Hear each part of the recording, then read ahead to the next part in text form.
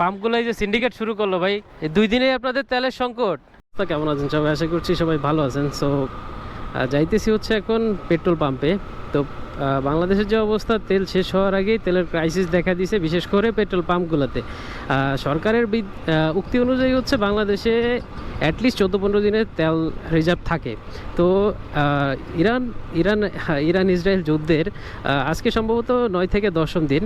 তো এর মধ্যেই বাংলাদেশে আরও 3-4 দিন আগে থেকে হচ্ছে পেট্রোল পাম্পগুলোতে তেলের সংকট। এখন আদৌ এটা তেলের সংকট কিনা, বা এটা কি একটা সিন্ডিকেট কিনা, যে তেলের দাম বাড়লে বাড়তেও পারে, সে বাড়ার জন্য এরা কি আসলে মানে তেলগুলোকে জব্দ করে রেখে এরা আসলে আটকায় রাখা, দাম যখন বাড়বে তখন দিবে, সেরকম প্ল্যান কিনা এদের, সেটা দেখতে হবে। এখন দেখি আসলে। একটু আগে একজন নিচে 1000 টাকার জোস।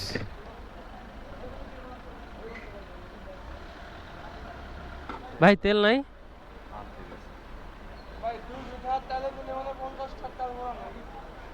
কি হয়েছে ভাই? এটা তো মেশিন বন্ধ, অন, তেল দিবেন না? এই 2 দিনেই আপনাদের তেলের সংকট। ওইটাতে তেল নাই ভাই, ওই পাশে পেট্রোল তো ঢোকাবো না ভাই এতে। সেই হচ্ছে দেশের অবস্থা। ওনারা কি সেটা সিরিয়াল নিছে?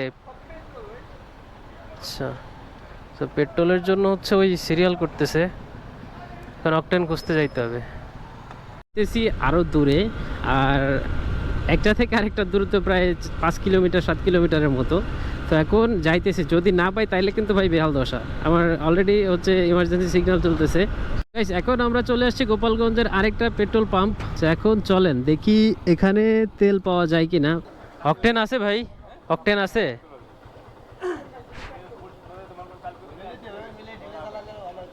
না, অকটেন তো এখন মানে পেট্রোল ঢুকাই নাই, আর এটা এফআই ইঞ্জিন তো।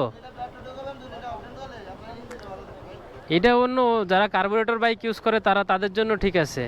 একটুও পাওয়া যাবে না ভাই? 100 টাকা 200 টাকার এই পাম্পেও তেল পাইলাম না। কাহিনী বুঝতেছি না আসলে। সো দোলা পাম্প থেকে এখন যাইতেছি হচ্ছে মোল্লারহাটের ওদিকে। এটা হচ্ছে গুনাপাড়া মোড়। তাতে যেটা হইলো যে গোপালগঞ্জের ভিতরে কোথাও তেল নাই। এখন যাচ্ছি হচ্ছে খুলনা ডিভিশন বাগেরহাট জেলা। দেখা যাক ওদিকে গিয়ে তেল পাই কিনা। সো গাইস, আমরা এখন আসছি হচ্ছে মোল্লারহাটের একটা পাম্পে। তো এখন দেখি যে এখানে তেল পাই কি না।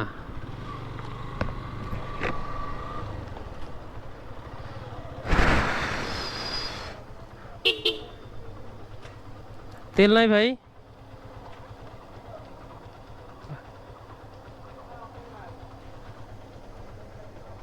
একটুও দেওয়া যাবে না ভাই? 100-200 টাকারও দেওয়া যাবে না? তেল তো নাই ভাই একবারেই।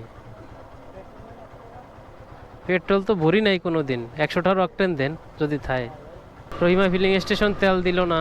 খবর নিয়েই আসছিলাম এদিকে, যে এদিকে তেল পাওয়া যাইতে পারে। তবে এখন যদি এরকম হয় যে 100 টাকার তেলও পাইলাম না, তাইলে তো ভয়ঙ্কর বিষয়টা আসলে। এই যে একটা আছে সাগর ফিলিং স্টেশন, ওইগুলোতে তো তেল পাইলাম না। দেখা যাক। ভাই অকটেন আছে আলহামদুলিল্লাহ। এই যে যে দেশের রিজার্ভ থাকতো, দেশের পাম্পগুলো যে সিন্ডিকেট শুরু করলো ভাই। 9 দিন, 2 দিনে তো 2 দিনও তো চললো না ভাই। 3 দিনের মাথায় পাম্পওয়ালারা বললো যে আপনাদের চলতেছে।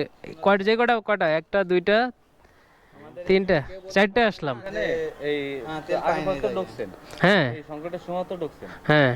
বলছে যে নাই, আমরা কিন্তু দিচ্ছি সবাই, মানে সবাই দেখা যাচ্ছে চলার মতো সবাইকে কিন্তু কেউ বলতে পারবে না যে আমরা মেশিন। আমি তো চিন্তা করতেছি যদি এখন তেল না পাই আমার গাড়ি ঠেলে ঠেলে নেওয়া লাগবে। আমি এখনো পেট্রোল ভরি নাই ভাই। যতটুক দিতে পারেন দেন। 200 দিতে পারবে, 200 পর্যন্ত, 200 পর্যন্ত দিতে পারবে ভাই শুনেন, আপনার 200 দিচ্ছি, ঠিক আছে, আরেকজন প্রয়োজনে আবার 200 দিতে পারবো, মোটামুটি সবাই চলতে পারবে, ঠিক আছে। আপনার যদি এই যে প্রায় 10 কিলোমিটার ঠেলে এই জায়গায় আইছি ভাই। আবার আসেন, আবার আসেন। এই তো আধা ঘন্টা তো মানে তেল তো হাফ লিটার এই জায়গায় চলে গেল। ভাই একটু কষ্ট করে হলো আর একটু তেল দেন।